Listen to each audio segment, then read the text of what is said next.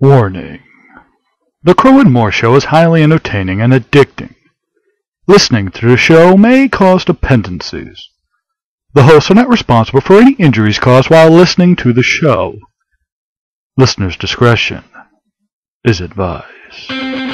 Welcome everyone to the Crow and More Show with your hosts, Vincent Crow and Lisa J. Moore. So sit down, lube up, and get ready for the greatest 2 hours on radio.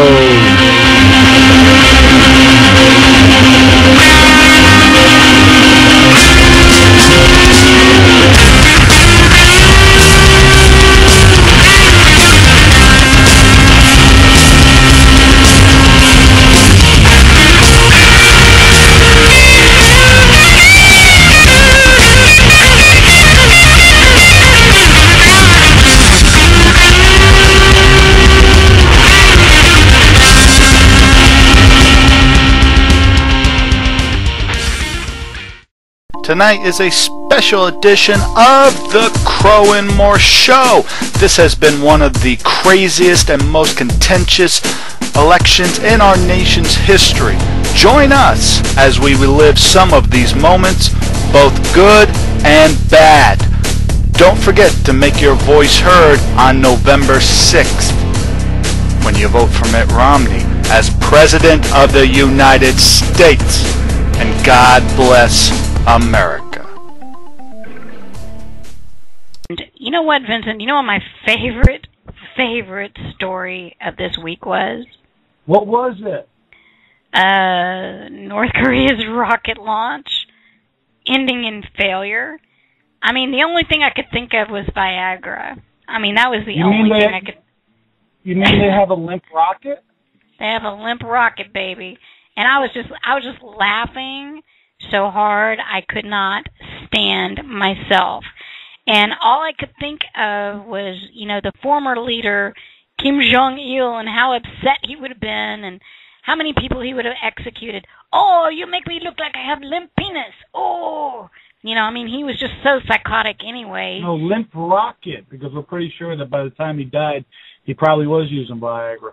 You know, as embarrassing as that is, that's really embarrassing for the new leader, because when you take over a country like North Korea and you're the son of the former dictator, usually that dictator is like 10 times worse, because he kind of has to put his foot down on the people there and say, no, you will fear me now because I am all powerful and all this other stuff.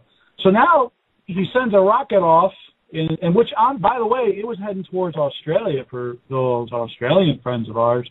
Yeah, North Korea shot a missile at you guys.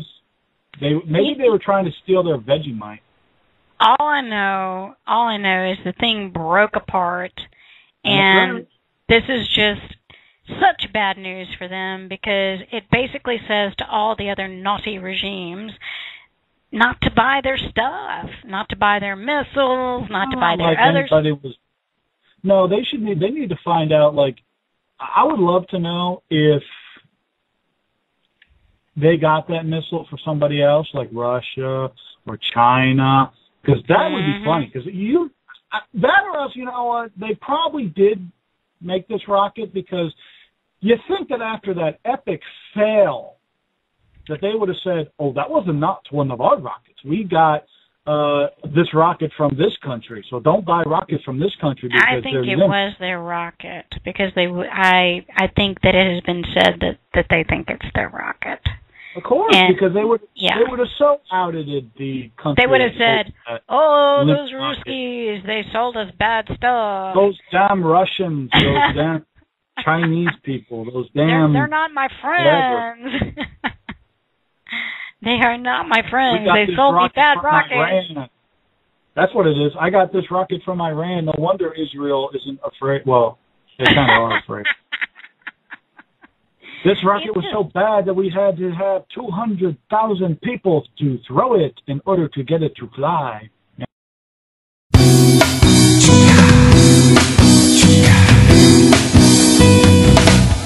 We've come undone. He promised everybody hope and change, but look around now, all you see is pain.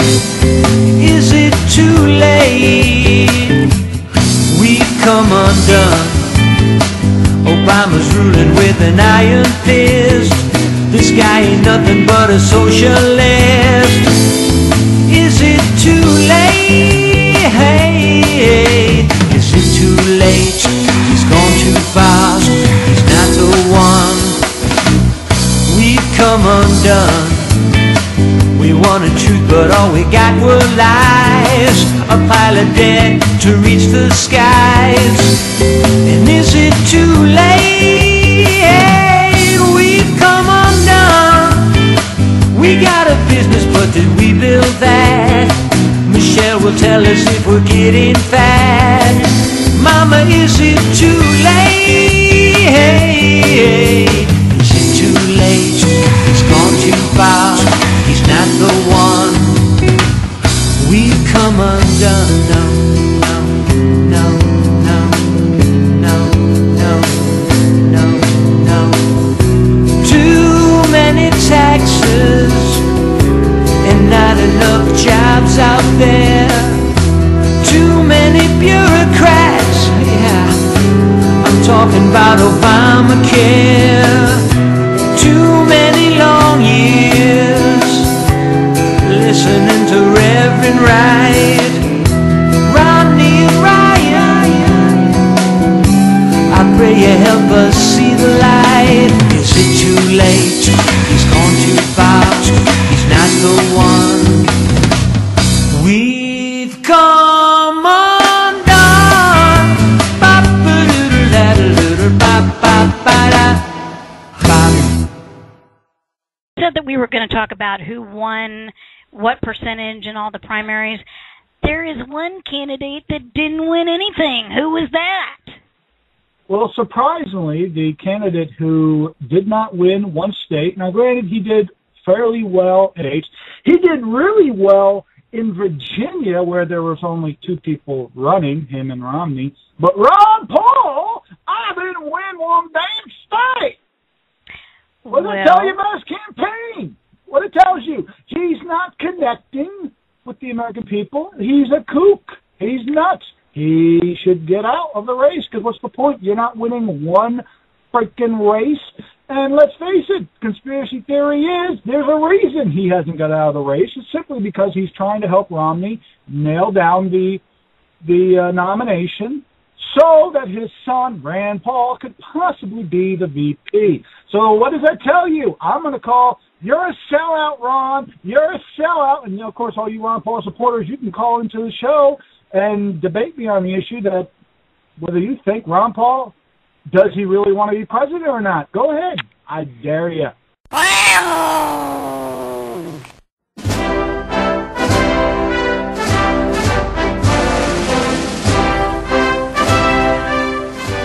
My fellow Americans, and all you guys I know that watch me in other countries too. And, hey guys, how you doing? Listen, I am here to speak on behalf of the Chill Out Party. That's right, the Chill Out Party. Now, as you all know, the political discourse in the United States of America right now is so vile and full of hatred. Both sides are yelling about how the other side is going to bring about the end of America as we know it.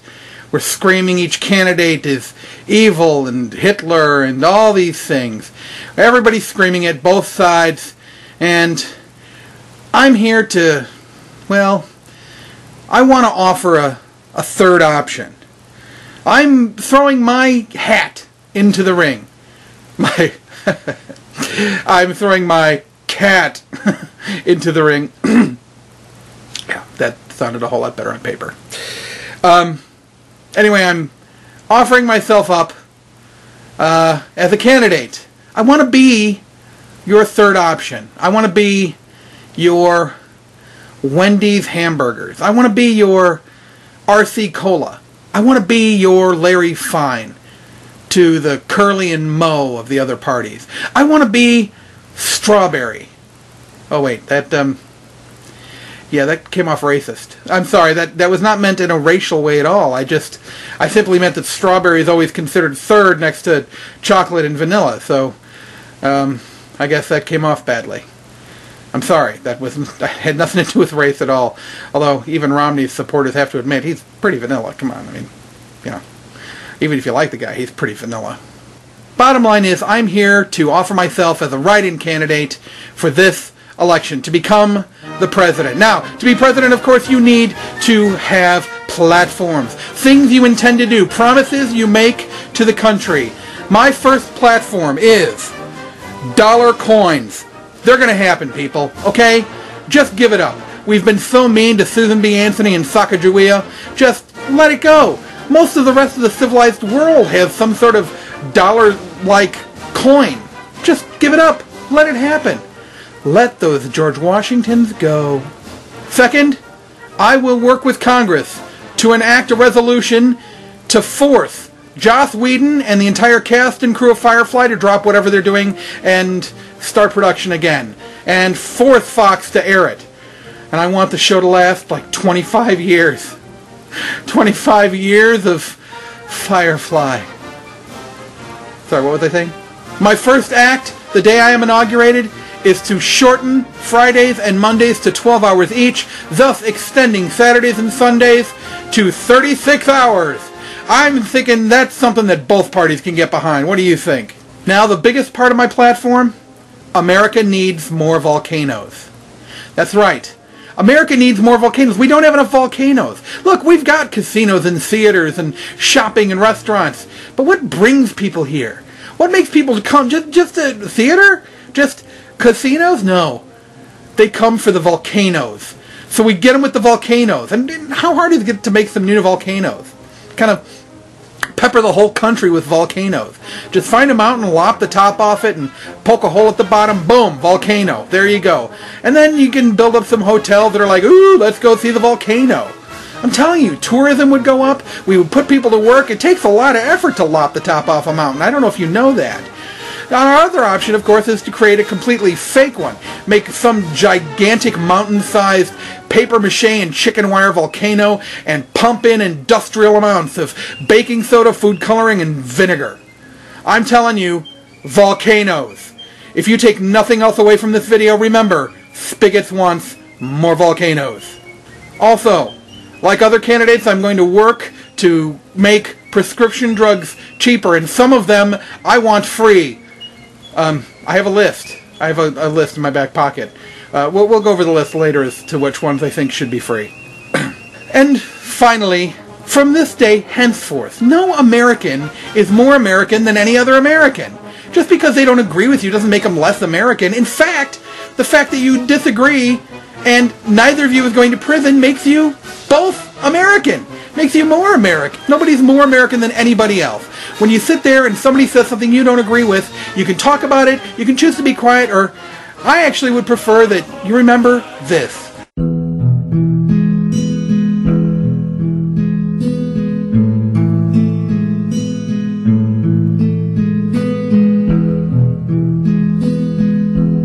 So the day I become president is it...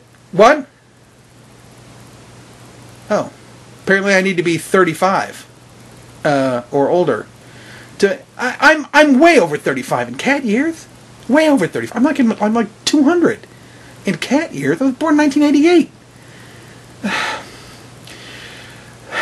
Okay, yeah. 35 chronological years. Fine. And I was born in America. Oh, I see, a human being born in America. Never mind.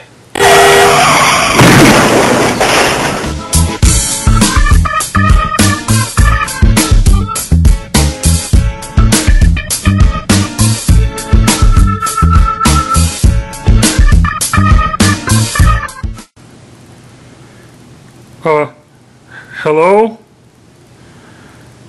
Hello? Oh boy.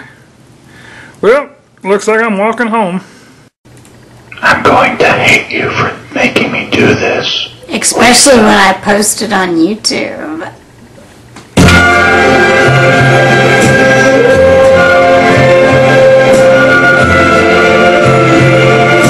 See what he's got. Looby, looby, loo.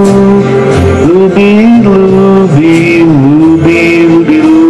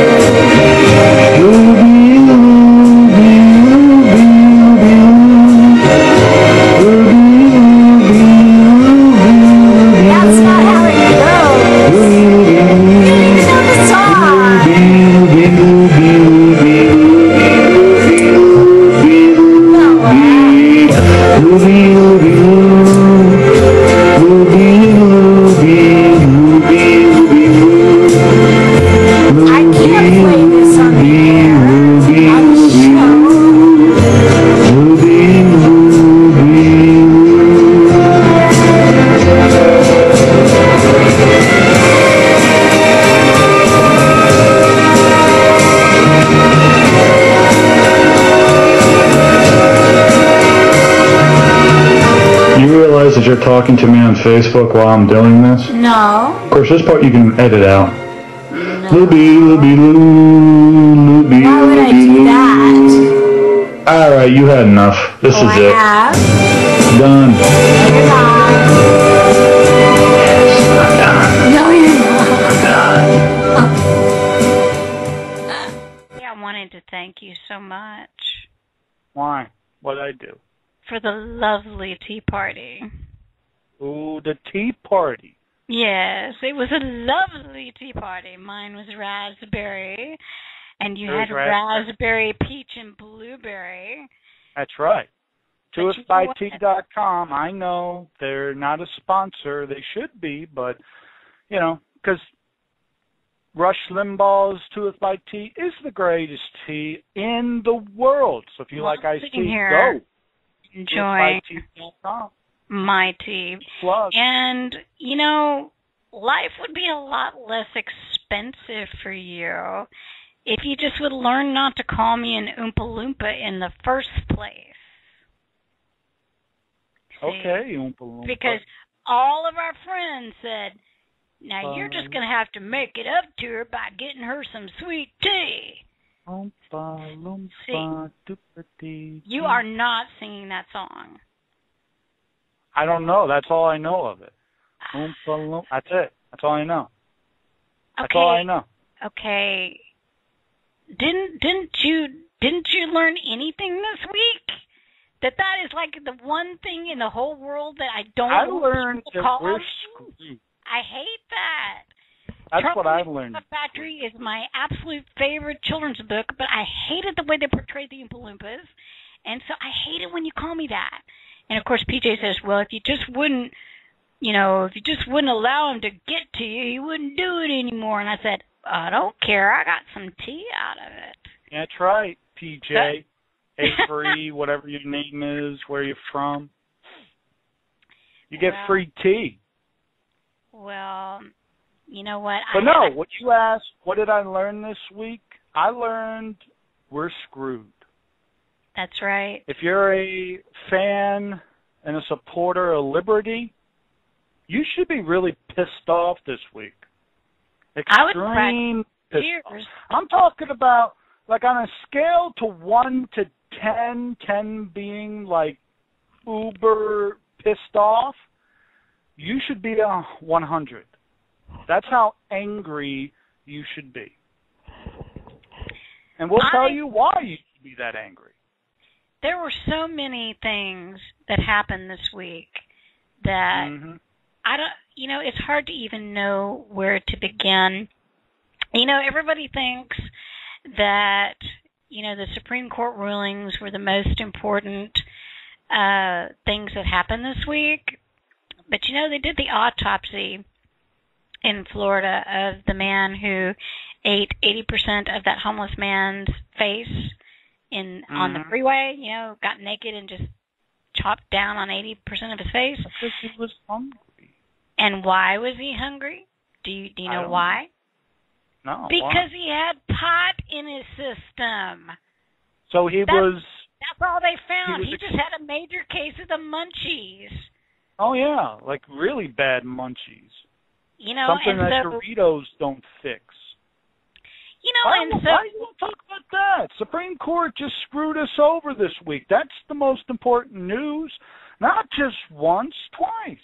Oh, it just and things just get worse from that. But let's talk about this. Let's start off with the ruling on immigration and the fallout that has happened, since the ruling, because, it's been a few days since the ruling and so many things have happened. And basically, the Arizona laws, the only part that was upheld was the show us your papers part, where if they, if the law enforcement officials, detain you, arrest you for some reason, they're allowed to check in your immigration status. They're not allowed to check you for your immigration status if they already have you detained for some other reason. Then they have the right to go ahead and do what they're supposed to do, which would be to check your immigration status. Okay? Now, there's been a heck of a lot of fallout that has happened since then. You had people claiming victory here. You had Arizona claiming their victory. You had Obama claiming their victory. Just like in healthcare. Okay, the same thing happened with the Supreme Court decision with healthcare. You've got both sides claiming victory. But the scary thing that has happened, and it gets scarier than a zombie invasion, okay, is utter lawlessness and utter chaos that is fixing to ensue. Now, why am I saying that? Why am I being so dramatic? Why am I being the little drama queen and saying that? Well, I'm not being a drama queen.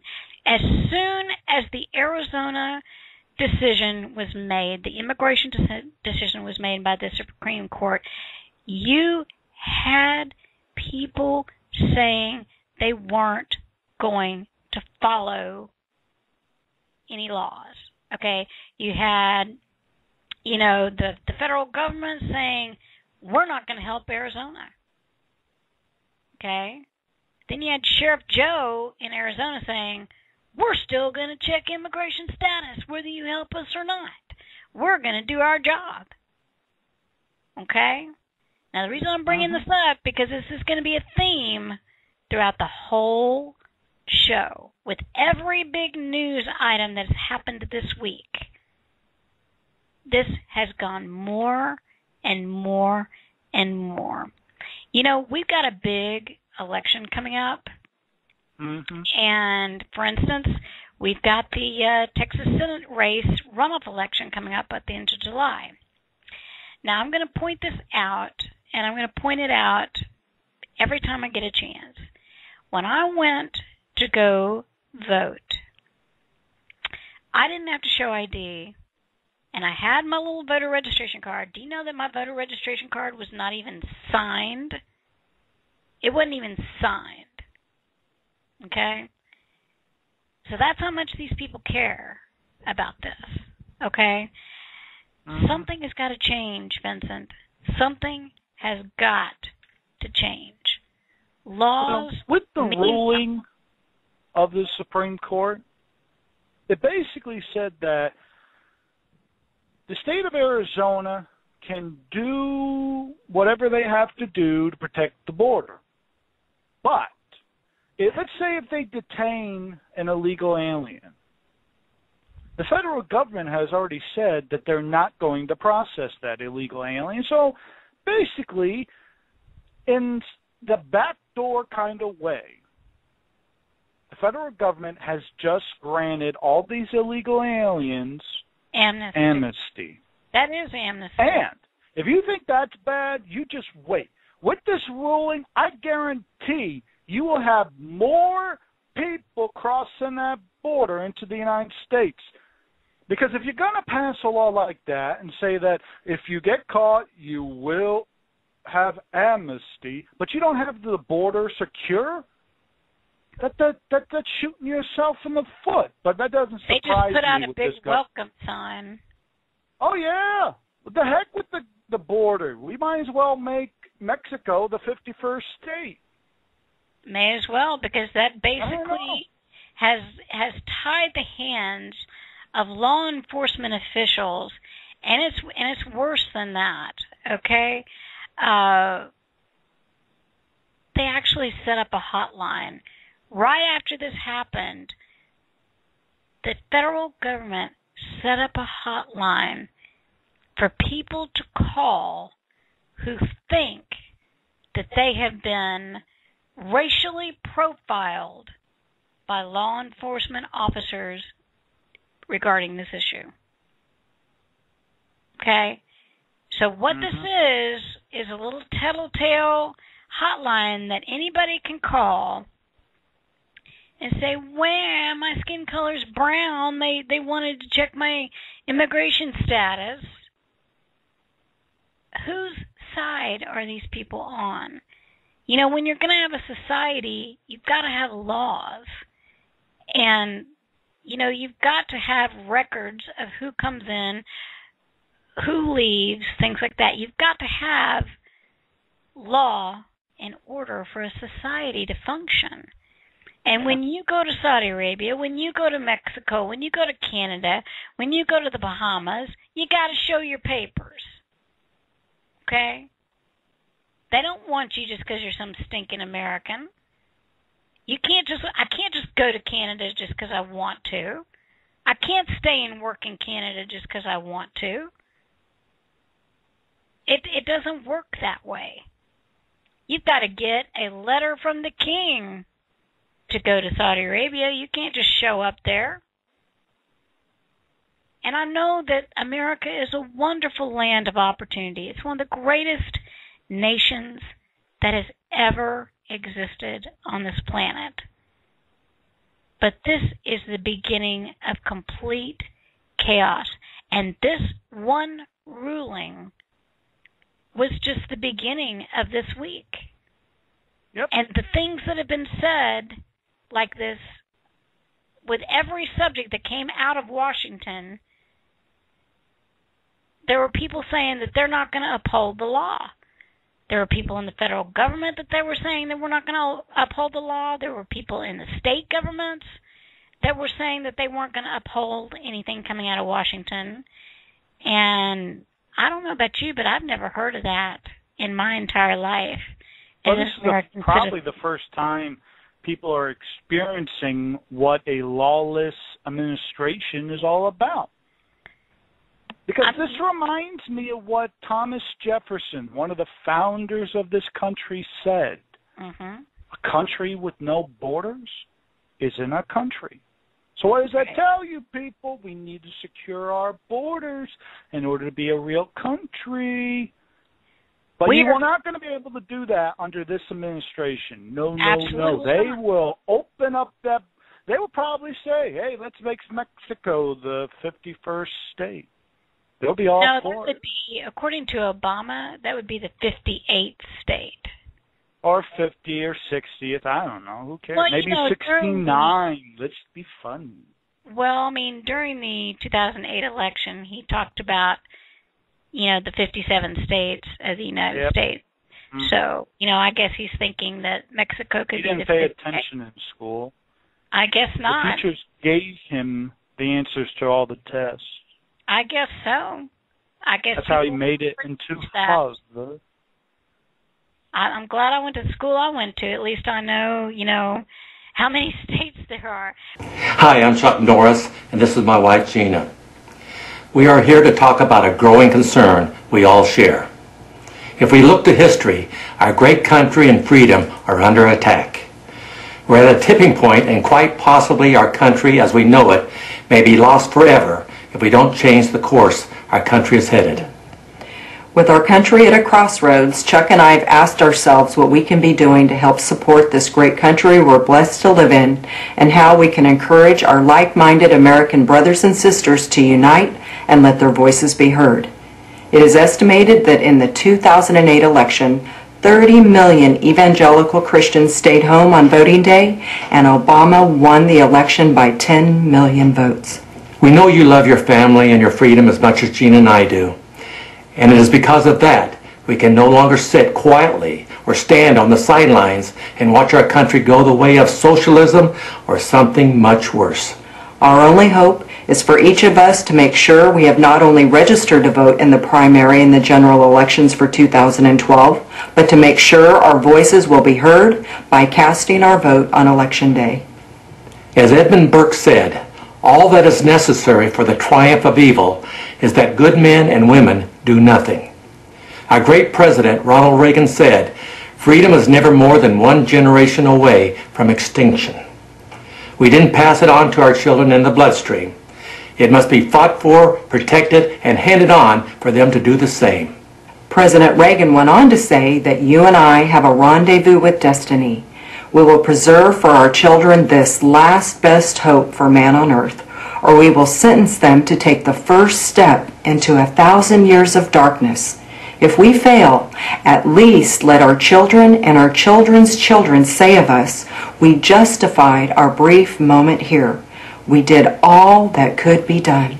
Please stand with us. Let's unite for God and country, and may God continue to bless the United States of America. See you at the polls. Thank you. I've got some questions for you. You know, we were originally going to call this the lube edition of the Crow and More show, and you decided to call it the New Moon edition. That was not to celebrate the upcoming Twilight movies, right? No, see, every one of our listeners should know that Lisa isn't up on things, and that tonight is, in fact, the new moon. And it's kind of like the old moon, it's just that now it has that fresh scent and look, apparently. It freshened up a little bit. But no, it's not the Twilight thing. That's not the idea that I had. It's just that, ooh, look, we're having a new moon tonight. Ooh, I'm going to name the show that. Why, we get a bunch of Twilight people in here or something? What? I just thought that Did that you was even bother watching the movies? There's so much new stuff going on. The election has taken on some crazy turns, some great turns if you're a conservative. We've got great election news. And so, you know, we're going to share that here in the quote-unquote serious hour of the show.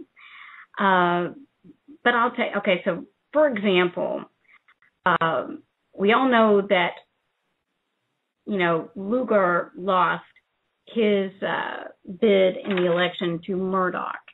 And that was really, really exciting. And of course, that was within the last few weeks, right?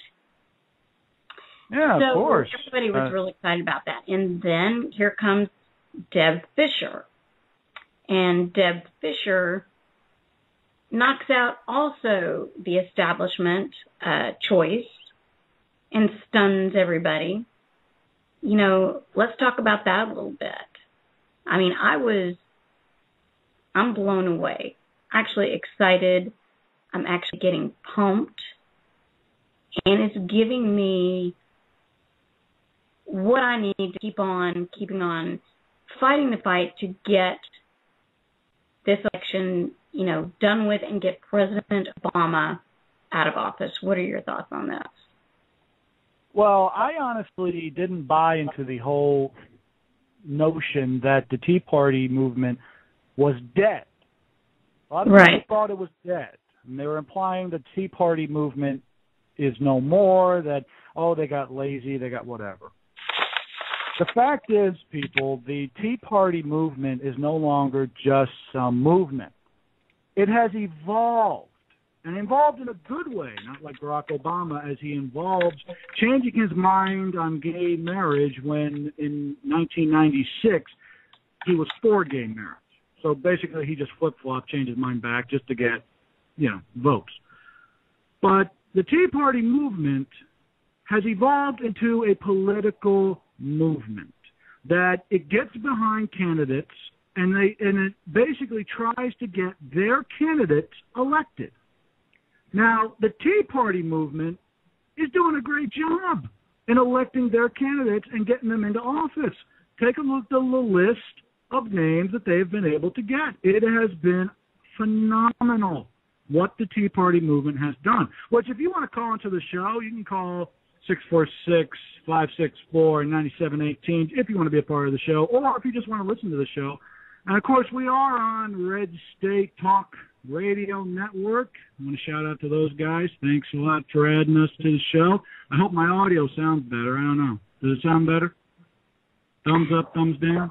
Well, we're going to have to ask the guests in the chat room if they can hear you very well, because I'm having trouble hearing you. I'm going to have to, during the break, play with some stuff. I've got a question for you. I was so excited about us being part of the Red State Radio Network, and of course we have our pictures there on the website on the page. We'll give them a proper shout out. Which, for those of you that if you are listening to this show on Red State, I don't know the exact I think in the next segment we'll actually give the address to Red State. But if you are listening to it, hey, join us every Sunday night at 8 p.m. Eastern, 7 p.m. Central, right here on blogtalkradio.com. Because if you think we're fun and entertaining when you're listening to a recording of us, just imagine how fun and entertaining it would be if you're listening to us live. And, of course, we are live here now on Sunday nights, 7 p.m. Central. Yes, this is not a recording. Eastern. Leave your message at the beep. Leave your message at the beep. Beep. If I wanted America to fail, to follow, not lead, to suffer, not prosper, to despair, not dream, I'd start with energy. I'd cut off America's supply of cheap, abundant energy. I couldn't take it by force, so I'd make Americans feel guilty about using the energy that heats their homes, fuels their cars, runs their businesses, and powers their economy. I'd make cheap energy expensive, so that expensive energy would seem cheap. I would empower unelected bureaucrats to all but outlaw America's most abundant sources of energy.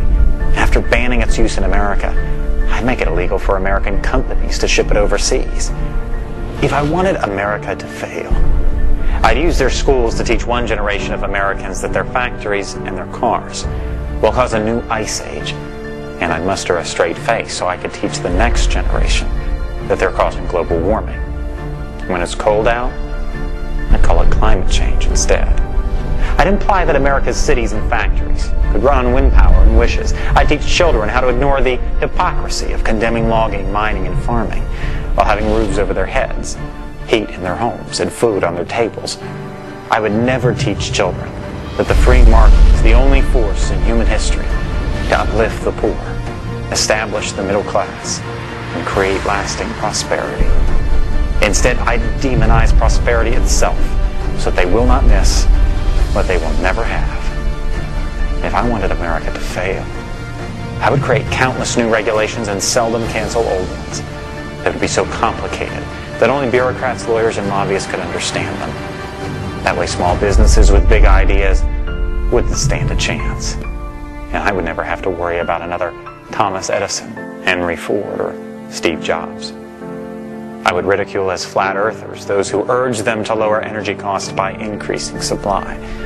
And when the evangelists of common sense try to remind people about the laws of supply and demand, I'd enlist the sympathetic media to drown them out. If I wanted America to fail, I would empower unaccountable bureaucracy seated in a distant capital to bully Americans out of their dreams and their property rights. I'd send federal agents to raid guitar factories for using the wrong kind of wood. I'd force homeowners to tear down their own homes built on their own land. I'd make it almost impossible for farmers to farm, miners to mine, loggers to log, and builders to build. Because I don't believe in free markets, I'd invent false ones. I'd devise fictitious products like carbon credits and trade them in imaginary markets. I'd convince people that this would create jobs and be good for the economy. If I wanted America to fail, for every concern I'd invent a crisis, and for every crisis I'd invent the cause, like shutting down entire industries and killing tens of thousands of jobs in the name of saving spotted owls. And when everyone learned the stunning irony that the owls were victims of their larger cousins and not people, it would already be decades too late. If I wanted America to fail, I'd make it easier to stop commerce than to start it, easier to kill jobs than create them, more fashionable to resent success than to seek it. When industries seek to create jobs, I'd file lawsuits to stop them, and then I'd make taxpayers pay for my lawyers. If I wanted America to fail, I would transform the environmental agenda from a document of conservation to an economic suicide pact. I would concede entire industries to our economic rivals by imposing regulations that cost trillions. I would celebrate those who preach environmental austerity in public while indulging a lavish lifestyle in private. I convince Americans that Europe has it right and that America has it wrong. If I wanted America to fail, I would prey on the goodness and the decency of ordinary Americans. I would only need to convince them that all of this is for the greater good. If I wanted America to fail, I suppose I wouldn't change a thing.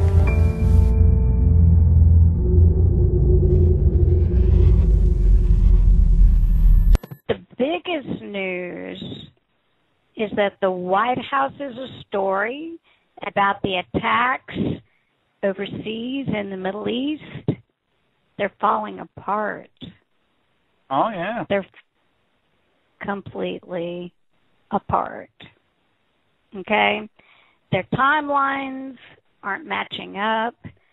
More and more information is coming out. The diary of Ambassador Stevens was found, and the White House is in a bit of a pickle because they've been caught with their pants down. Well, this isn't the first time they've been caught in a lie. I mean, they've been lying their you-know-what's off ever since Barack Hussein Obama got sworn in. That is true. But I think, in reality, this is one of the biggest ones. Well, I said that last week, that if you have a brain in your head and you don't, you haven't eaten paint chips your entire life, you're not exposed to lead, you actually think properly like a real person, this election is pretty much over. Because nobody in their right mind would vote for Barack Obama after this past week. After these attacks, after you come out and apologize for America, saying, well, it's our fault this happened, and then say that, well, we didn't know this was going to happen, this is just blame a video, and then it turns out half these people, when they ask them, is this because you saw a video on YouTube, they don't even know about the video. As a matter of fact, this is how they found out about the video. You want to know how they found out about the video? They heard Hillary Clinton do a speech about it, where she mentioned it. So apparently they're tipping them off. The real reason this whole entire thing happened is the attack on the Libyan embassy, where our ambassador was killed, along with some other people, that had been planned. It's been proven now it's been planned. It was planned, they warned us 3 days in advance that this could happen. And they didn't heighten security, especially on the anniversary of 9/11. I mean, I don't know why you wouldn't have heightened security, but they didn't. They chose not. And then they chose, I mean, here's the other thing. Here's the real reason that it should be over for Barack Obama. The week we have all these embassies attacked, we have an ambassador killed, and you decide you don't have time for the Prime Minister of Israel, but you have time for David Letterman. Not only that, but you yuck it up like nothing's happening. You go to a fundraiser, hang out with Jay-Z and Beyonce, and you act as if nothing has happened, instead of doing your damn job. I mean, they crucified George W. Bush when he sat in a classroom when 9/11 was happening, which now I find out, doing some more research, I found out why he stayed there. You want to know why W. Bush stayed in the classroom when 9/11 happened? I would love to hear this. His security force told him to stay there until they had proper security coming on its way so that they could escort him to a secure location. They had the room secured, so they knew as long as he stayed in that room, he would be okay. Right. That's why he stood there. That's why he stayed there, because that's what he was told to do. So this is, I mean, here's the good sign in this. I've talked with a couple die-hard, in-the-wool Democrats. These are people that would vote down the party line. They're not voting down the party line this coming November because of this incident. They saw this attack happened. They saw our reaction to it. They saw that we apologized for it, and that he still went out there, as they told me, our president went out there and acted as if nothing happened, and then took a shot at Mitt Romney when Romney acted more presidential, acted more like a president this past week, and called out string of violence for what it was. And he was dead on. Do you realize that these people who I talk to are Democrats who have voted down the party line for, some of them, over 30 years? For the first time ever, when they walk into in their polling, when they decide to cast their ballots, they are going to vote for Mitt Romney. Because they feel that if Mitt Romney is president of the United States would be, or American people, our nation would be in better hands than the current president of the United States. And I have to say, I think they're right. Because I'm pretty sure Mitt Romney would not have, first of all, he wouldn't have apologized for what happened. No. He would have called what it was. And I have a feeling that he might have heightened security on the anniversary of 9/11. I mean, from now on, I think every president is going to do that for every embassy. Because you can't let 1 year go by and think, oh, nothing's going to happen. Because these people, it's going to happen. They're planning it. This is the first year where they finally got to us because we put our guard down. And we put our guard down because of who was in the White House. Now, I don't usually get political, but something happened the other day that kind of irks me. It was last week, okay? And last week was the Democratic National Convention. And my wife likes shopping at this store called the Fashion Bug. Oh, the Fashion Bug. You look so beautiful. And the Fashion Bug is closing down because somebody bought Lane Bryant and they decided not to continue the Fashion Bug. So she's bummed out because that was like one of her favorite stores. And she's standing in line waiting to make some purchases because everything will go. You know, when a store goes out of business, they have a clearance sale and stuff is like outrageously marked down. So she's very happy about that. So she's standing in line with some clothes. And as she's standing in line, this lady in front of her is ranting about, oh, last night, Bill Clinton, did you hear his speech? You know why you guys are being shut down. You guys are being shut down because of Mitt Romney. Because Obama would keep you guys. It's Mitt Romney's policies that are closing little stores like this, and our only hope for the future is Obama. And I just can't believe how horrible Romney is. And the Democrats have done so much to help us out, and so much to. And she's going on and on and on. And Nicole never butts into a conversation ever. Trust me. And so it took all that she had to restrain, and finally she just couldn't anymore. She said, "Excuse me, ma'am, can I ask you a question?" And the lady said, "Well, yes. Who is the president of the United States right now?" And she said, "Well, it's Barack Obama." And Nicole said, "Yeah, this store's being closed under his administration, not Mitt Romney's administration. We haven't had 4 years of Mitt Romney. We've had 4 years of Obama, and this store's being closed down under that administration. So quit blaming somebody who hasn't even had a chance to get into the administration yet for closing down a shop." Well, the lady said, "Well, I just watched Bill Clinton last night, and he set the record straight, and I just know that we need 4 more years of Obama." Bill Clinton set the record straight? See, if anybody knows how to do media Jedi mind tricks, it's Bill Clinton. Do you remember this? "I did not sleep with that woman, Miss Lewinsky." How about, remember the funeral of Ron Brown? When he was coming out with a bunch of buddies? Laughing, and then all of a sudden he spots a camera off to the side and starts going, "You mean Slick Willie turned that boat around for you, lady?" Hey, let me tell you something. Okay, neither of the conventions are necessarily true or good, because you're selling something to the American people.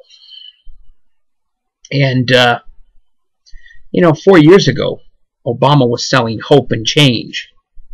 But I don't see much change. And I'm not getting a lot of hope. Now, if you bought the Democratic Convention and the fact that they really have turned this situation around, and it's just they inherited such a mess that, boy, I don't know. I don't know how you could look at your life right now and look at the situation in America right now and look at that cat's foreign policy right now and say, oh yeah, 4 more years of that, we're going to be great. As far as I'm concerned, I don't know. This election has got me bugged because I don't want to vote for either of the candidates. I don't like either of them. And I am shockingly amazed that this summer some third-party dark horse didn't emerge and just sweep it all. Because they could have. If somebody was gonna, this would have been a time. And they didn't. So, okay, enough of the political rant. I probably ticked off enough people. Who cares? I'm just sick of people believing what they hear from politicians, because politicians are professional liars, basically.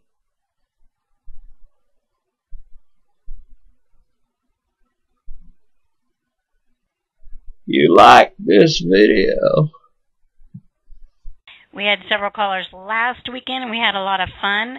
And, of course, if you're too shy or you don't want to call in, you can always chat with us here on chat, because guess what? We've got our screens right in front of us, and we're looking at you. We can see exactly what you say when you say it. So if you have a question for us and you want to ask it on the chat, we're there looking. So, this is the post-Cinco de Mayo, post-super moon edition of the Crow and More show. Apparently, my host Vincent celebrated Cinco de Mayo by getting a Mexican soda at a dollar store. Oh, you're laughing about that. Mm-hmm. Are That's you your kidding? celebration. You know that all the Latinos that listen to us are now going to be like, oh, we're going to hunt down Lisa J. Moore. She laughed at the thought of Mexican soda. But, I mean, that's how you celebrated. You got you a bottle, not even a case. You got you a little bottle. And what disgusting flavor did you get? Apple? No, I figured apple was the safest one because that was the only one I could tell which flavor it was. But no, I celebrated Cinco de Mayo by going out to my local movie theater and watching The Avengers, which, in our second hour, which is Happy Hour, you will have my review of that movie and a couple other movies in the movie maintenance segment, so stay tuned for that. Then I ended up going to the dollar store, and I just happened to come across it. Now, I was shooting stuff for my, YouTube channel to promote this show. See, I was doing my part. It seems that somebody else was holding up her end of the bargain. No, I didn't see a video on Lisa J. Moore. I didn't see it on your YouTube channel promoting this show. I don't hear it.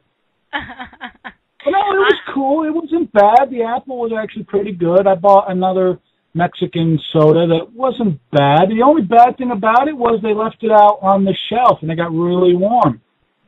Ew. Ooh, I know. What is it about you? But I found a really good book for you. Oh, in that dollar store, I found a book written by the great Senator Harry Reid. Oh, you did not. There's no way. In the dollar store? In the dollar store. So it shows just, I guess that book just might have flown off the shelves when it was released. I don't know when it was released, but what does that tell you? Isn't that how America is going? That, Harry Reid, the majority leader of the Senate, puts out a book and It's now in the dollar store, and you could probably buy it for $1. Please tell me you didn't send that to me. I might. I'm still thinking about it. It's still there because they had about 10 copies of that book at that dollar store. You know, I know you love to torture me. I know you live to torture me, but you know that would be like excruciating for me. That would be like, I would just look at the cover and I would have a hard time because Harry Reid... Oh, you would love the cover. The cover is Harry Reid smiling. You're scaring me. I really think you are going to send that to me, and I might. You need to find new and improved ways to torture me, okay? Because you're so good at that anyway. So, and you know, did you see the supermoon though? Because the supermoon was last night, right? It was, and from our perspective down here, it wasn't that super. No, it wasn't for me. It didn't do anything crazy. I think the supermoon naked in the street or anything. No, the supermoon picked a really bad night in New York to come out because, at least in where I live, it was really cloudy, so we couldn't.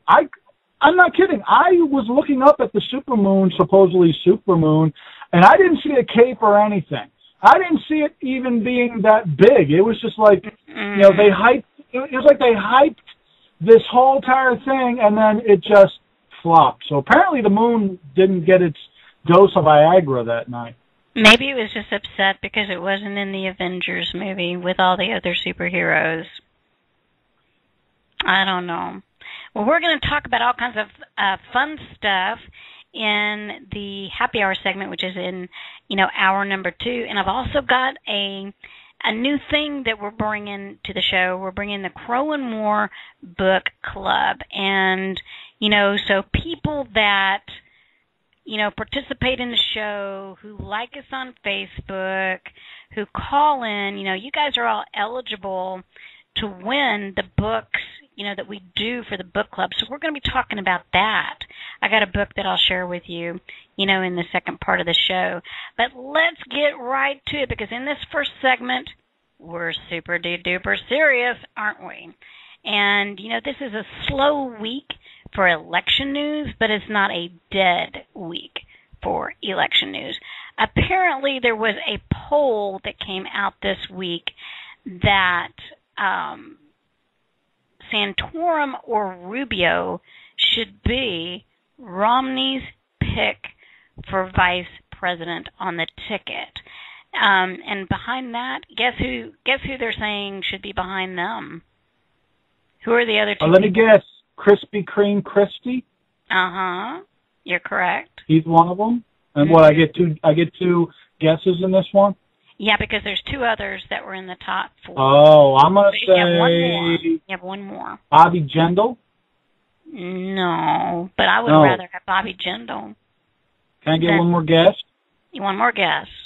Okay. Ron Paul? No. Oh, no, thank God. Jeb Bush, believe it or not. Jeb Bush? Jeb Bush. So, Jeb Bush.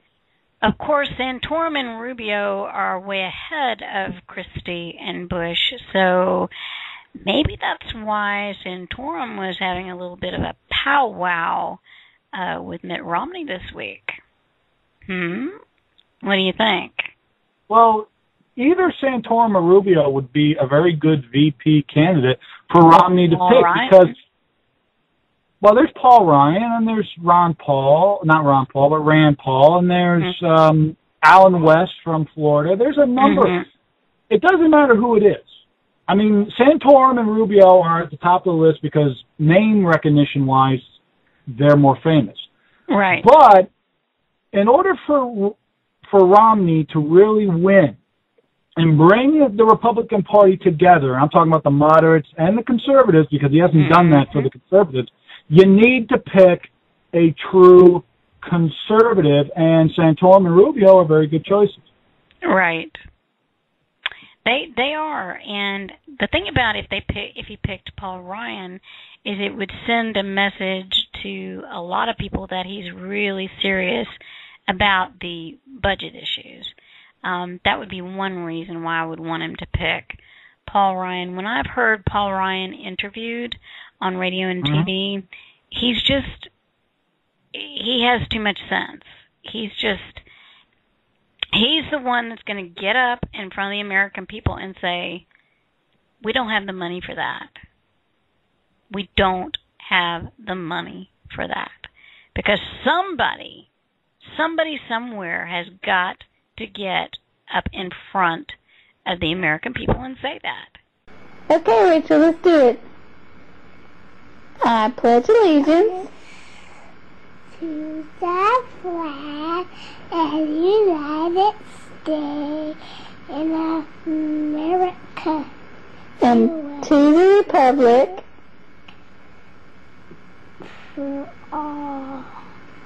for which it stands,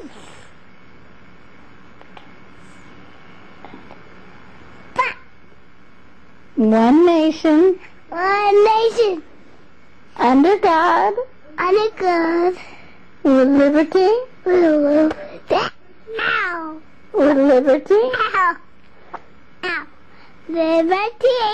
and justice for all. For America's wounded warriors, coming home can sometimes be a battle in itself. Making the transition back to civilian life or active duty with a traumatic injury can be the challenge of a lifetime. The USO provides every American a way to support our wounded warriors and their families through every phase of their medical treatment and rehabilitation. It's how all of us, as a community, can give something back to our heroes. It's how we can say thank you and assure them that their sacrifice is recognized and appreciated by every one of us. Join us. Visit USO.org to learn how you can make a difference in the lives of our wounded warriors and their families by donating today. The USO, until everyone comes home. Blog Talk Radio. Warning. The Crow and More Show is highly entertaining and addicting. Listening to the show may cause dependencies. The hosts are not responsible for any injuries caused while listening to the show. Listener's discretion is advised. Welcome everyone to the Crow and More Show with your hosts, Vincent Crow and Lisa J. Moore. So sit down, lube up, and get ready for the greatest 2 hours on radio.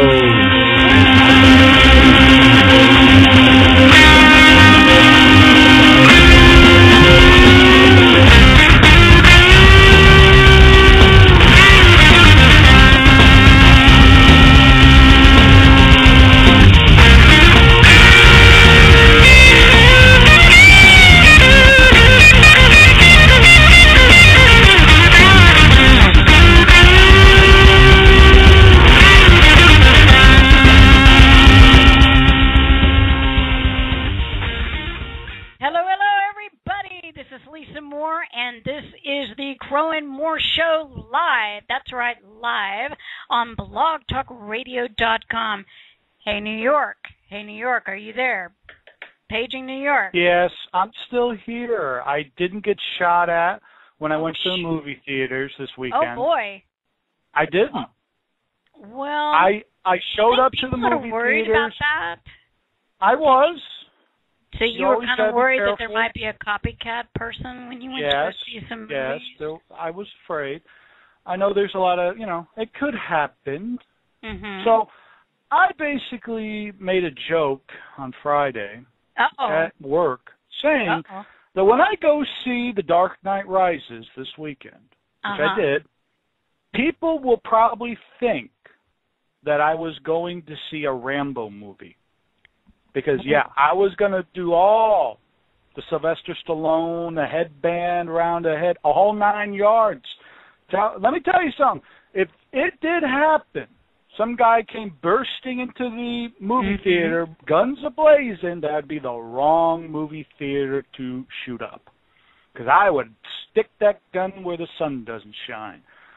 So all I have to say is you should, if you are going to blow up a movie theater or shoot it up, go into the part where they're showing Ted or that movie that is starring Adam or Alec Baldwin. Yeah. Those are Not bad movies. Those are not good movies at all. That's what I said. Terrible. Shoot up yeah. the bad ones. Leave the good ones alone. But you know what's funny about that guy? He went on His a whole picture where thing. he's smiling all smug and disgusting, and they keep showing it on the news. No. What was funny is, you know, I saw the photo of the guy, which, by the way, he's out of his mind. Obviously. But he said, I am the Joker. Newsflash, Einstein, the Joker has green hair, not red. So maybe you confused it with you were being the Riddler.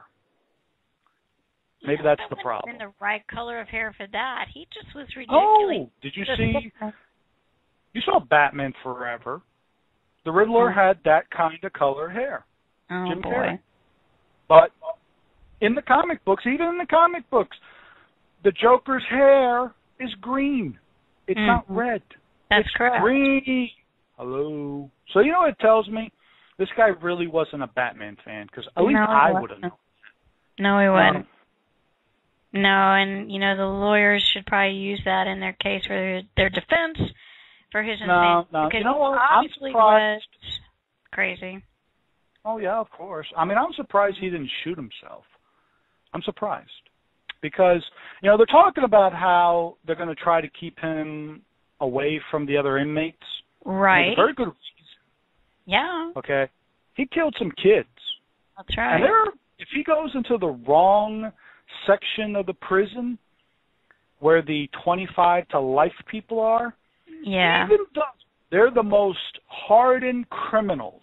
That's correct. That kill you in a heartbeat. If they have children, they will turn you into a puppet. That's and correct. They will kill you. Simply because you killed kids, and that's one of the things you don't do. So I hope they throw his ass into general population just to see what would happen. I have a funny feeling they're not going to do that.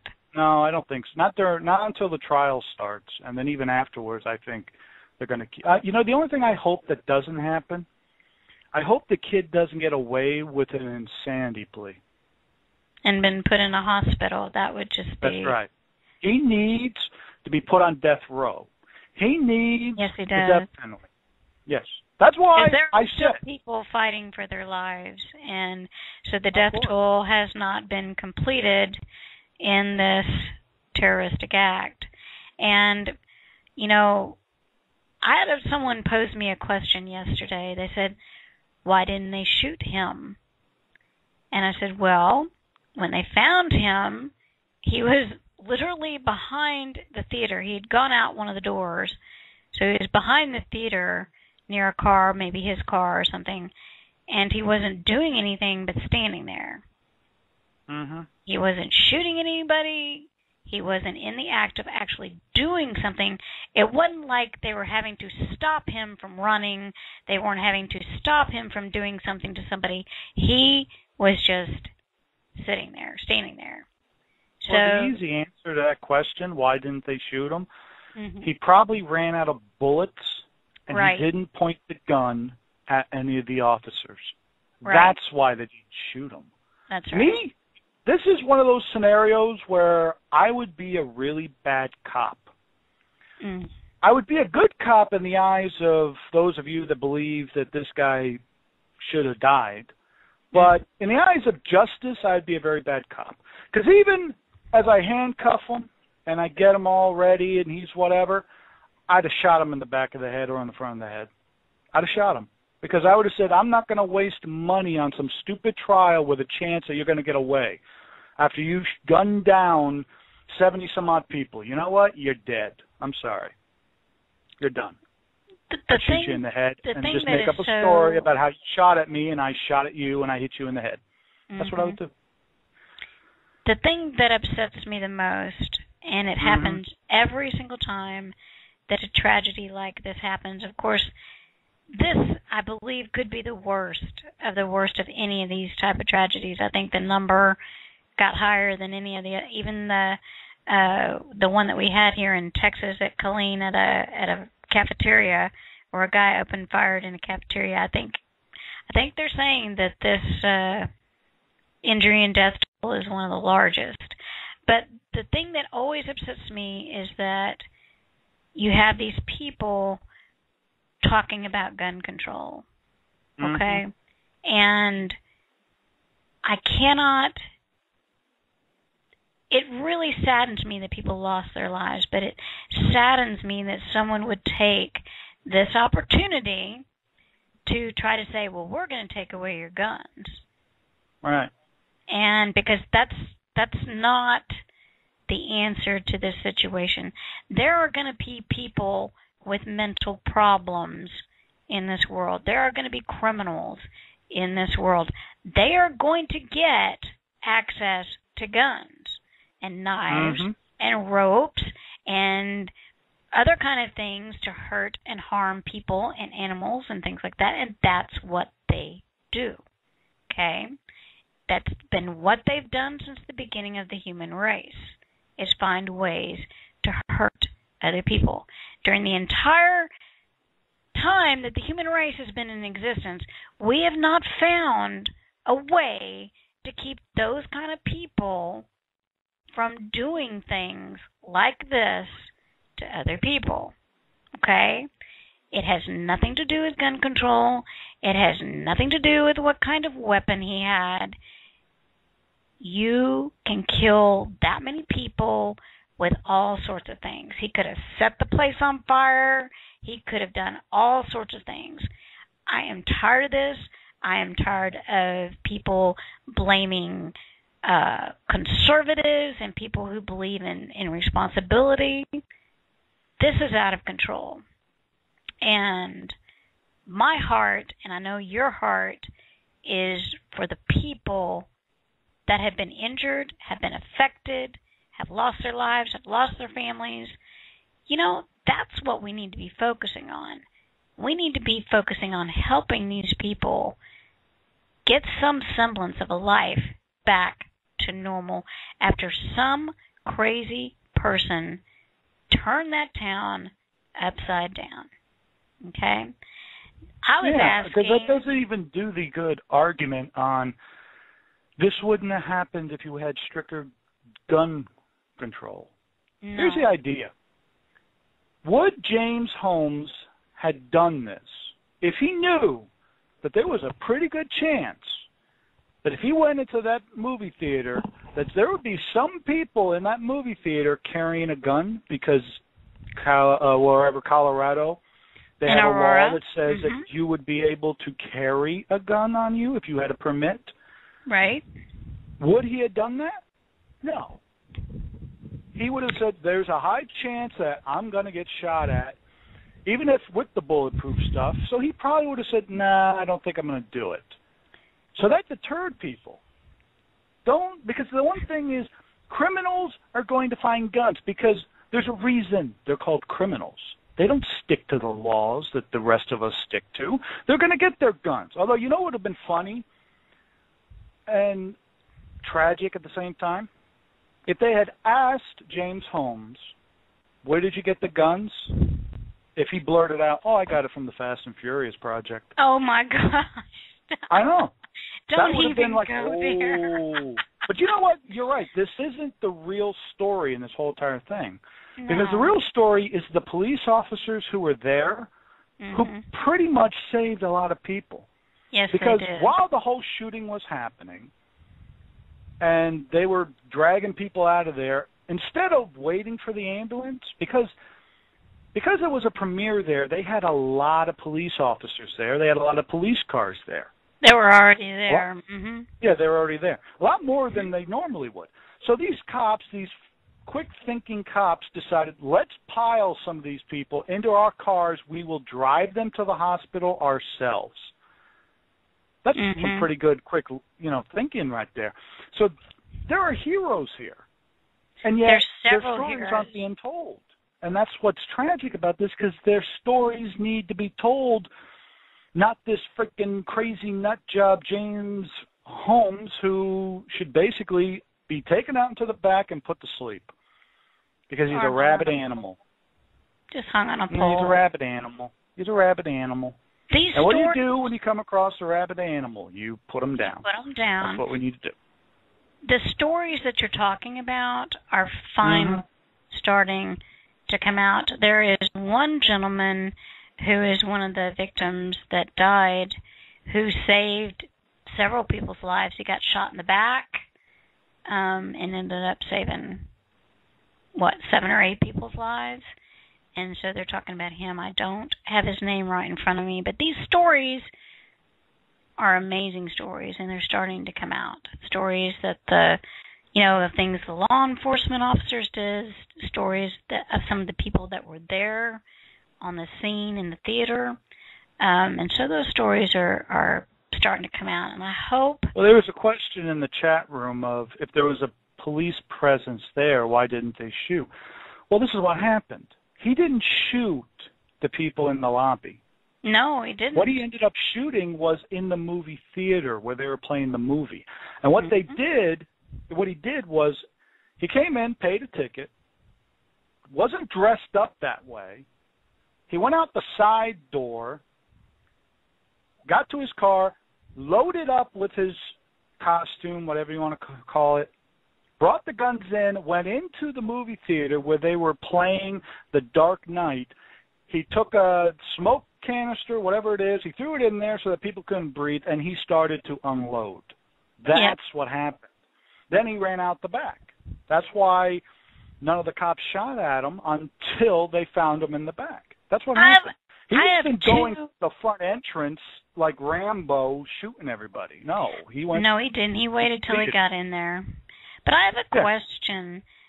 Right. Why were these little bitty children at a midnight movie of a horrifically violent movie? Why did because these their parents apparently really wanted to see The Dark Knight. But they didn't have to see it at the premiere. They could have waited until they got a babysitter, maybe 24 hours or 48 hours.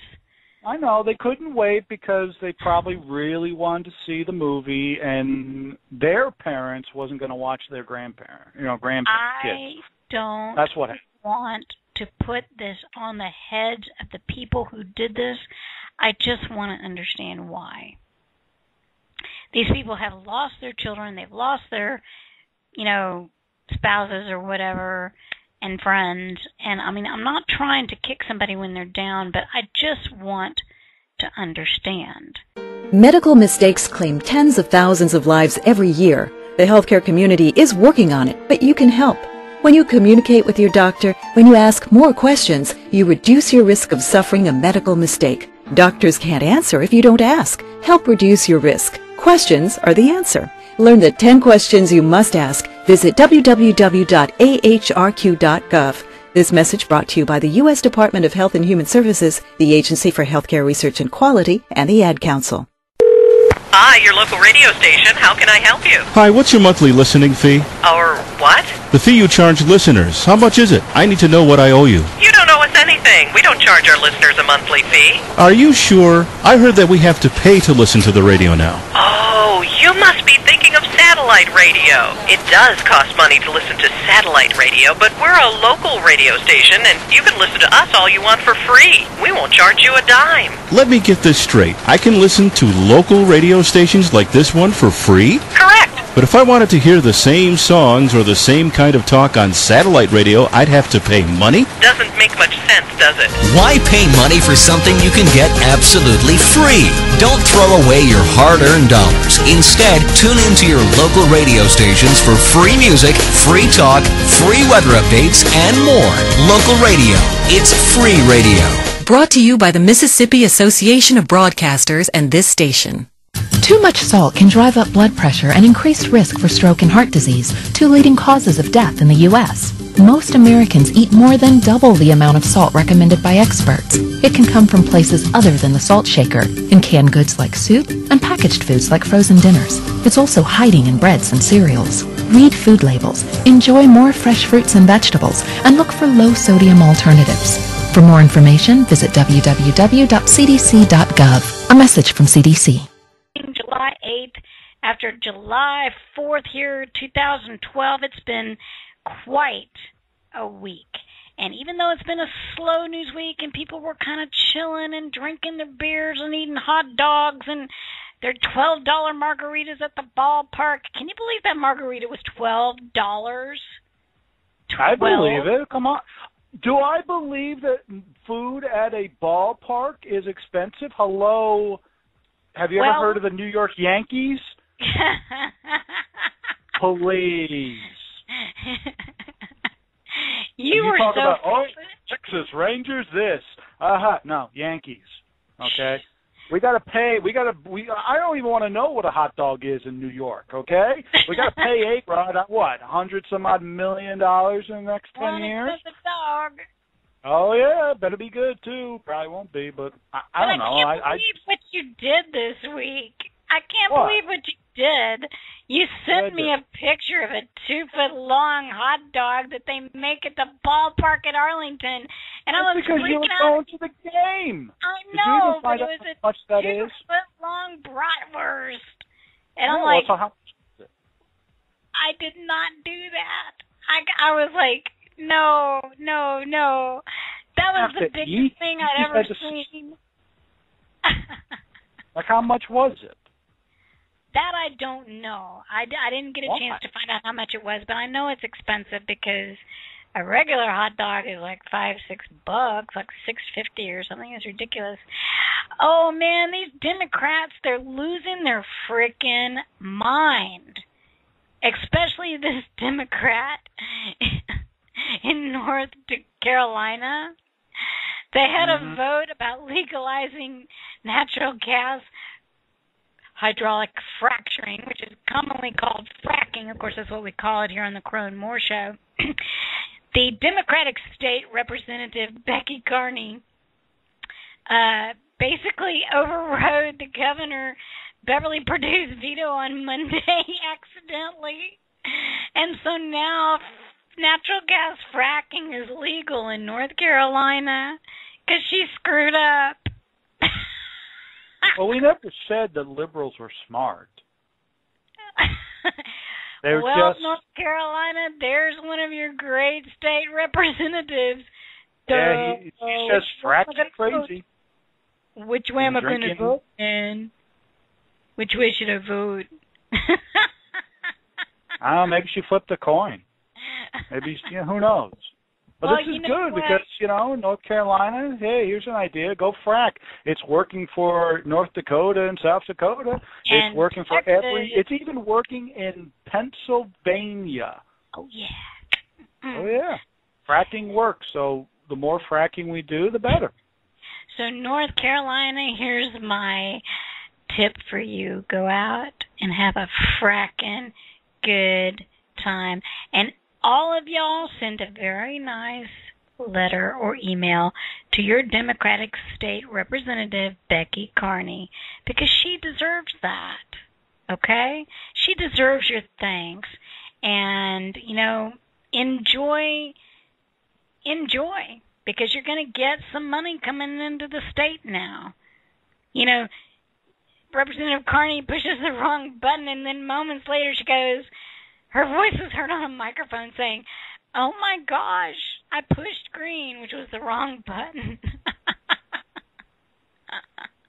Well, green is good. I thought going green was what they wanted us to do. So whoever came up with that machine is a genius. Yeah, because she thought she was pushing for green energy. Green energy. I see green. I see green. I'm gonna press it. Oh, I voted for fracking. I should go put my helmet back on. Or the tinfoil. No. This person, no. She's not the Ron Paul supporter. No. It would be a full size. I'm talking about linebacker, defensive tackle, kind of a football helmet. That's what she'd be wearing. But see, that was actually the correct color of button because it's green for money and for jobs and for go and for, I mean, it was the right color, so she pushed the right button. So I shouldn't make fun of her. She pushed the right button. Okay? All right, we got some bad news. Are you ready for some bad news? I'm not ready, but I guess I have no choice. You know, you're bringing, I bring in the good news, you bring in the bad news. Go ahead. What, you're going to put that on me? Sure. I get to be the bad cop? What the heck is that? When did I become the bad cop? Nobody would suspect that you would be the bad cop. They would always look at me and say, you know what, he'd be the bad cop. But no one would suspect it from you. Be the bad guy. I'm not the bad guy. I'm just telling it like it is. No, but see it. But okay, just tell the bad news story. Okay. Well, see, I don't even know why I'm bringing this up because I already knew this. No poll has to tell me this. According to Gallup, fewer Americans are getting their health insurance from employers. Okay? So how can you tell employers are slowly being weeded out in the Obama economy? Well, one way is since 2008, fewer and fewer Americans are being insured by their employers. You know, the more people I talk to on a daily basis do not have insurance with their employers. Okay? In 2008, 61% of adults were insured by their employers, but in 2012, guess how far it went down? Maybe 30%. 55.9%. So that's a pretty big drop because employers simply can't afford the costs of insuring their employees anymore. See, people think that that's just a part of being employed. No, it's a cost of doing business. And with Obamacare coming down the pike, companies that are 50 employees or less, they're in big trouble. Small businesses are going to just be obliterated because of the costs and the regulations that are going to be put on these people. And these people are giving people paychecks. Okay, just because a small business is a small business doesn't mean the person doesn't want to work there and get that frickin' paycheck. They chose to go to work for that company. They like getting that paycheck. They're supporting their family. Okay? You know, and then this poll's data also showed that the percentage of 18 to 25-year-olds getting employee health insurance has not grown because under the Affordable Care Act, they can remain on their parents' health plans. Okay? And then you know what the scary thing about this is? Obamacare hasn't even been implemented yet. Not at all. Not at all. And take a look at what's happening. And it's scary that what is going to happen. Look at it this way. The reason all these companies are going to be getting rid of their medical and a few other things is because the penalty that they have to pay is going to be less than your coverage. That's so right. if you're a company, of course it's only for the first couple of years. So if you're a company and you want to save money because you're getting taxed to death because you're a company in New York or wherever other state, and you're getting regulated and taxed to death, you're going to take that. You're going to pay the penalty because it's going to save you money in the long run. And by the time they jack the price up, by the time they jack the price up on the penalty, they will assume that by that time there will be enough people already in the government-run health care that it doesn't matter. They already have their people. And that's what's scary, because your health care, those of you who think that this is a good idea, government-run health care, you're not going to get crap because they're going to ration care like you wouldn't believe. Here's an idea. I advise everyone to go right now to a free clinic. They got them around someplace. Find the nearest one and find out what kind of care is being done there. That's right. That's the kind of care that you're going to be getting. That's correct. I don't care what anybody says. That's correct. Well, we got some more bad news, and this is actually extremely bad news. Okay? This is really, really bad economic news. See, this is why for tonight, you're the bad cop. No, this is really bad. Did you know that disability roles are growing faster than the new jobs? I thought cinnamon rolls would be going faster, but okay. The economy in June, according to the Bureau of Labor Statistics, reported on Friday that only 80,000 jobs were created in June. But the same freaking month, 85,000 workers left the workforce entirely to enroll in the Social Security Disability Insurance Program. This is according to the Social Security Administration. This is not, a Republican think tank organization that's put this information out. This is from the Social Security Administration. Okay? And I have a question for you. Was Social Security set up to be something for disabled people, like 27-year-old people that are disabled? No. Social Security was set up as a retirement program, was a 2-page document, a 2-page piece of legislation that has grown to a huge thing. And then you've got Obamacare, which is over 2,000 pages, correct? Something like that? Yep. What is it going to turn into? What is it going to turn into 10 years from now? How many pages is that going to be now? If a 2-month Social Security document turns into a behemoth that it is now, with regulations that people don't even know, that you got to get a lawyer to get yourself on disability, and it started out as a 2-page document. 2-page legislation, okay? So, in other words, the number of new disability enrollees has climbed 19% faster than the number of new jobs created. Who are these people, these 85,000 people that left the workforce? Who are these people? These people are giving up. These people are giving up, okay? That's just, and as far as I'm concerned, that is very bad for President Obama. That just, to me, that speaks volume for President Obama and his policies. We are going to be on how right you look back. at it. Oh, this is Because bad. if you think about it, those are the people who are on the government dole, right? Correct. So you're saying that's 85,000 more voters for Obama. That's what you're saying. Exactly. You see how the mastermind works?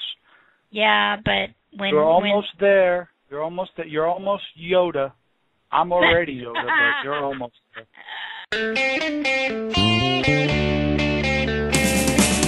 Hi, this is Paul McCartney on behalf of RAD. If you're drinking, you can't drive my car or any car. And remember, don't drink and drive. It's just not worth it. But you can do something in between.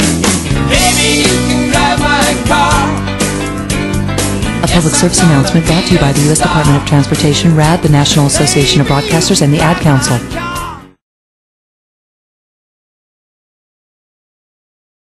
A recent study reports that 14 adults become cybercrime victims every second, with more than 1 million victims every day.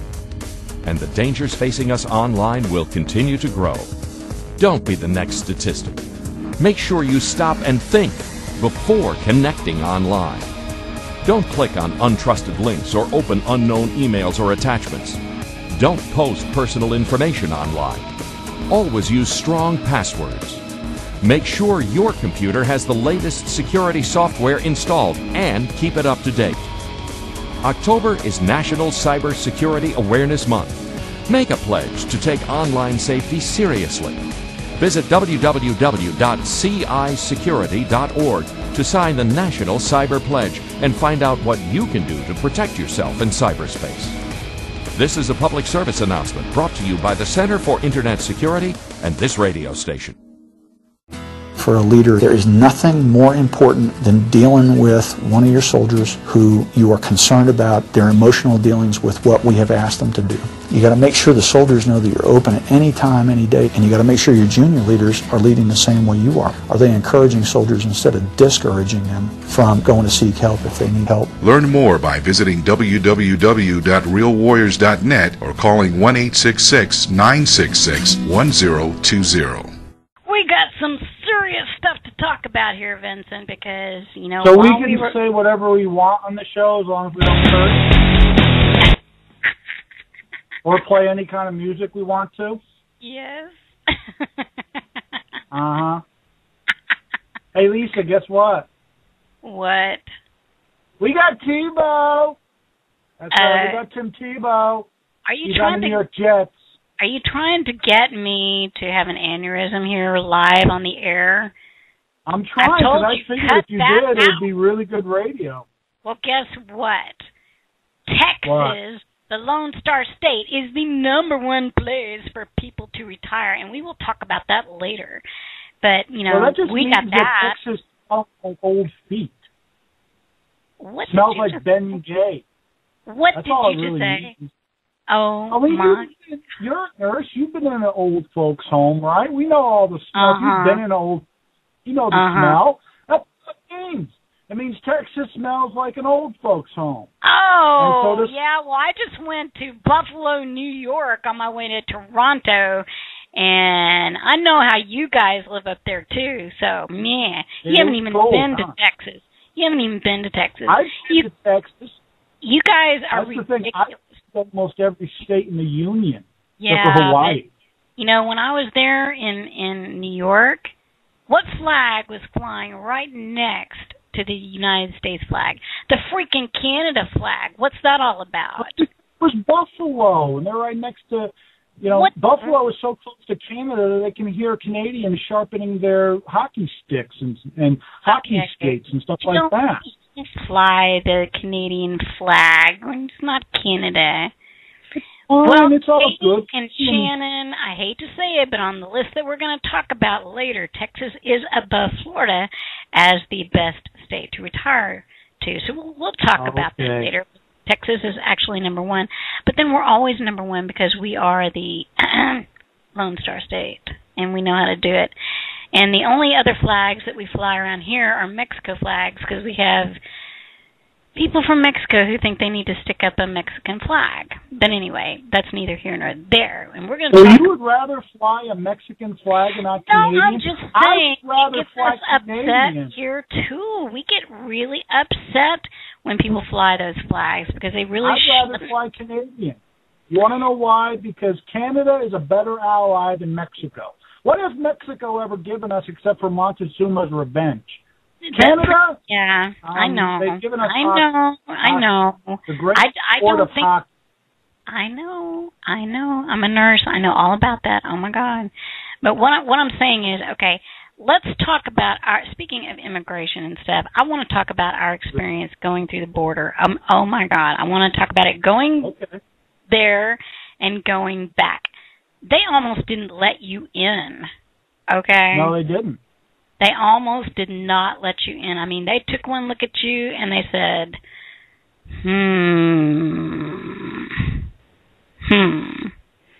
Well, it didn't help that I dressed like I should have been one of the actors from Sons of Anarchy.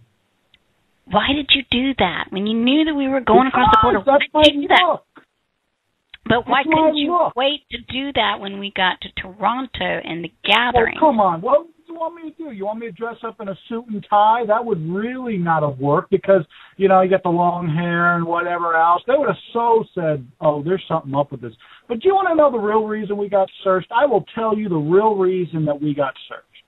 Oh, really? It's because you were in the car. Because they looked at you, and you're about, you know, let's face it, you're like a munchkin compared to me. And they look at you, and you're dressed a certain way. They look at me, and they're like, oh, there has to be something going on here. Yeah, they thought So that you we got stopped they thought you were because of you. kidnapping me. No They kidnapping. thought that you were They just- kidnapping me and we're going to get Like, money. they question me because of the way I look, but they question you because they're like, the small one definitely has to be up to something.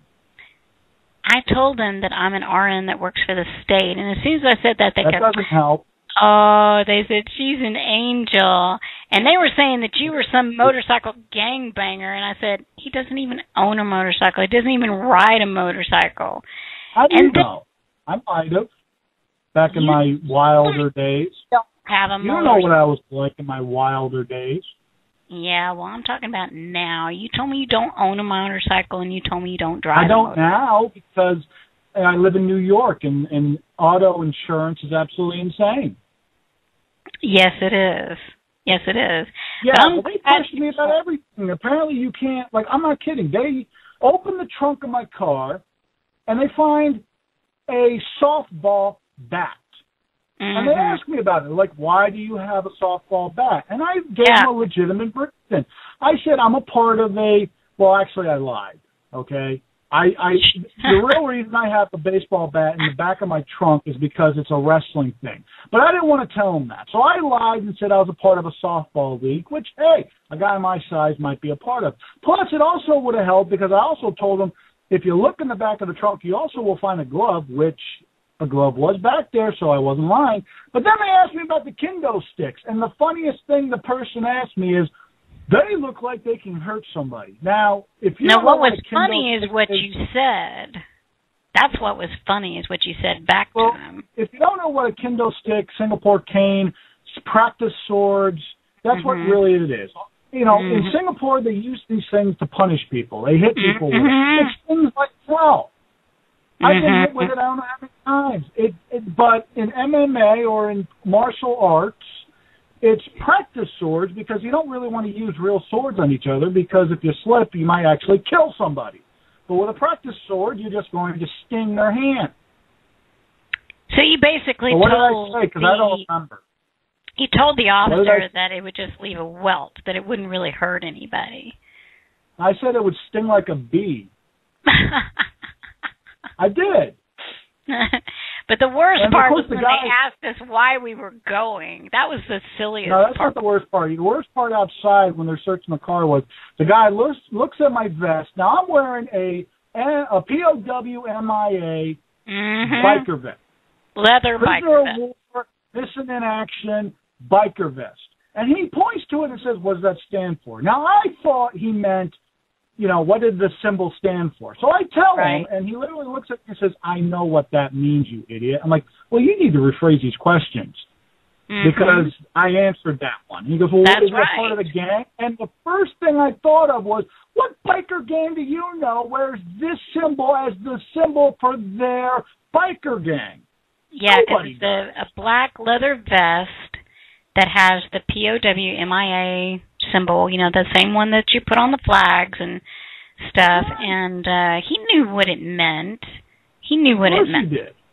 I mean, that flag was even flying.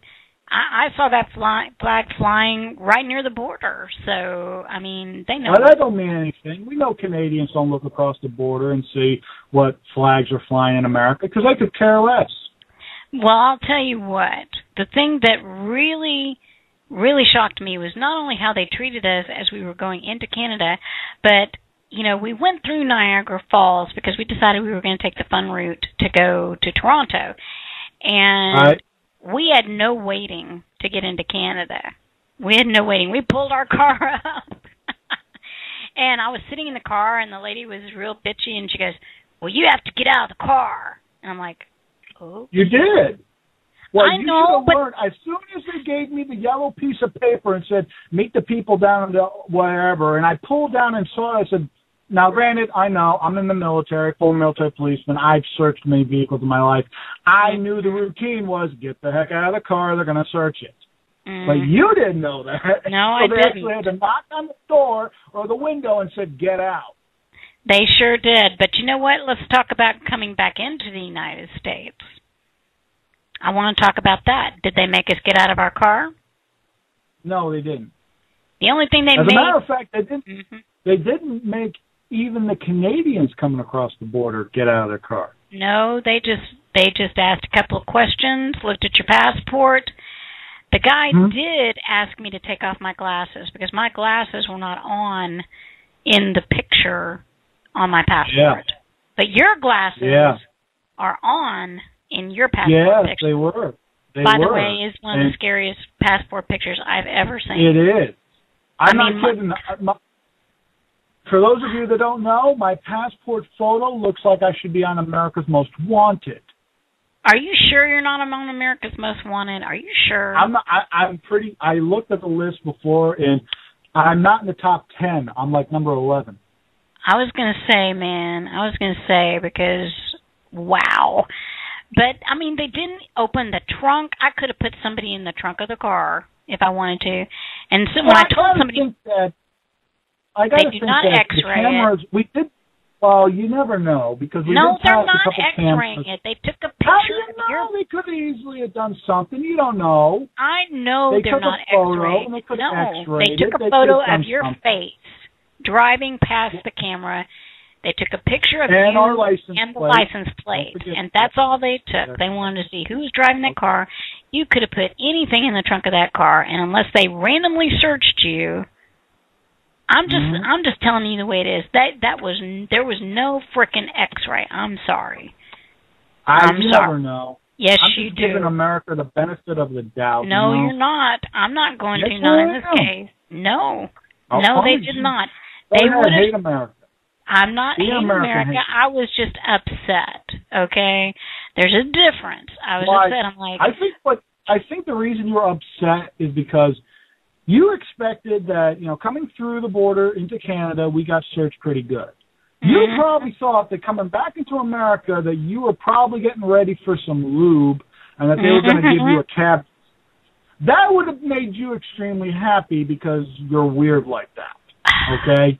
oh my God, no! I just love my country, and I think that there better not be any aliens on this episode.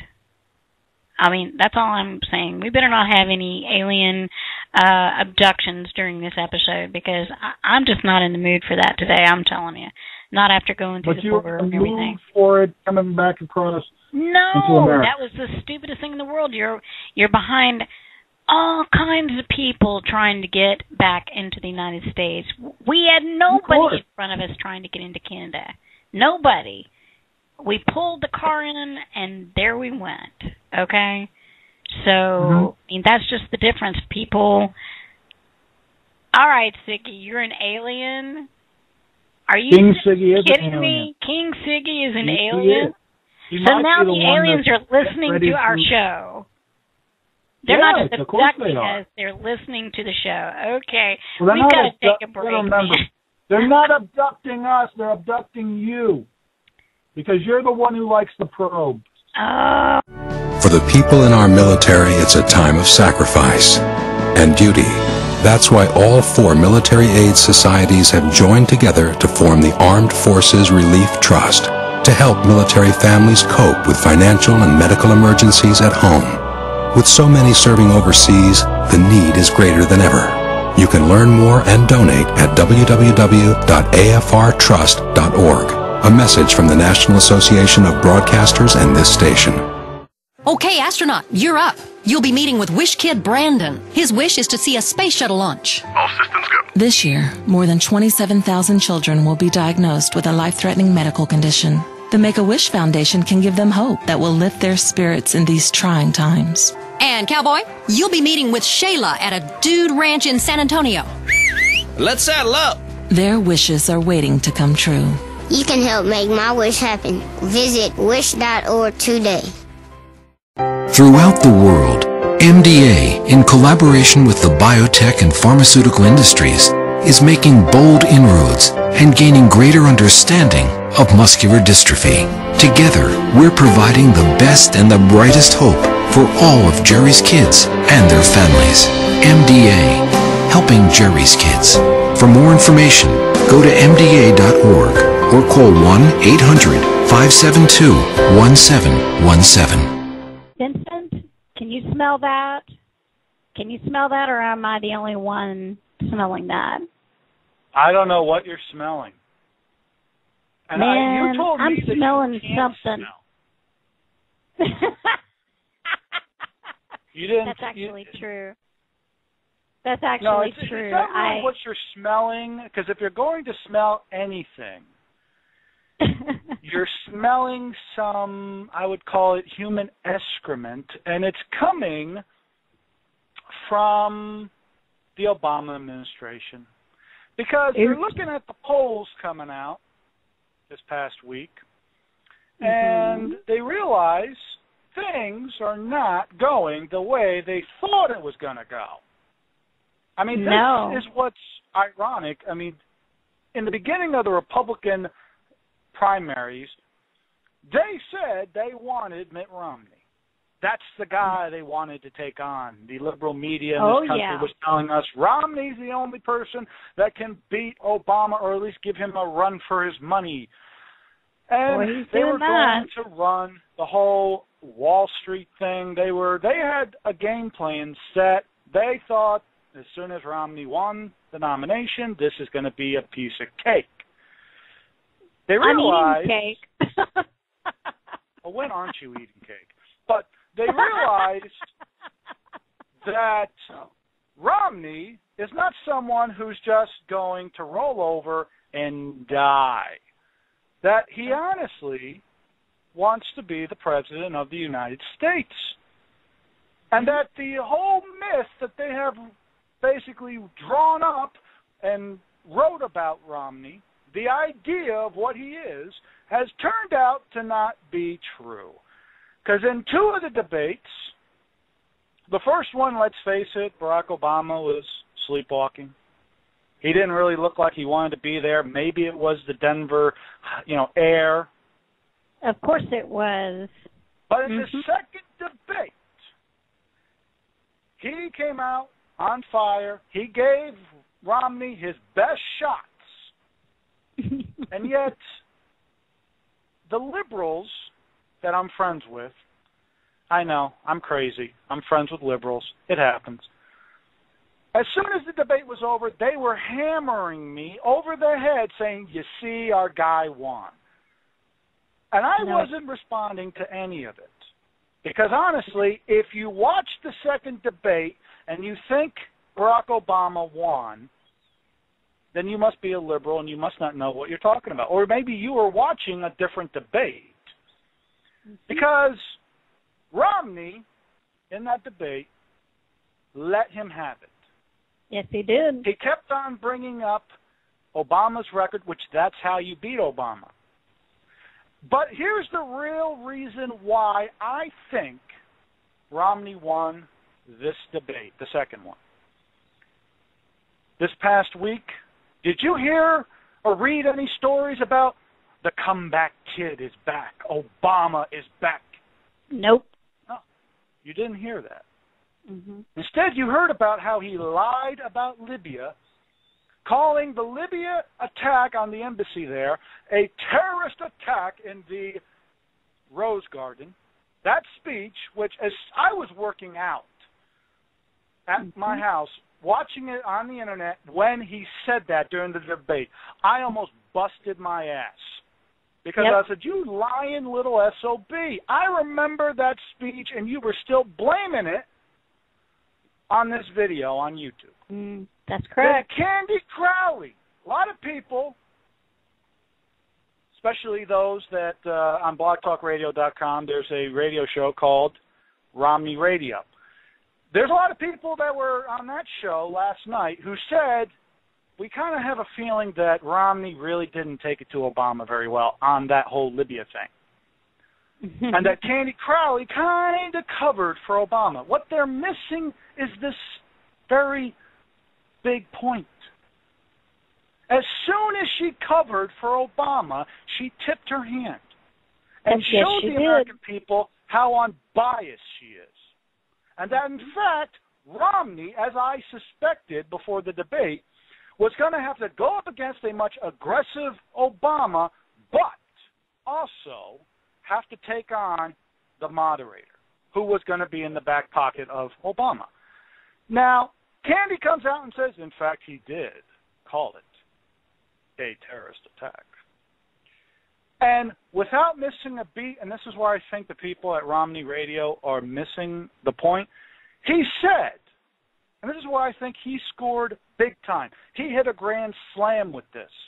Said, no, it took him 14 days. If we are supposed to believe that, it took him 14 days to call it a terrorist attack, when during those 14 days he was still blaming it on a video that we have now know has nothing to do with it.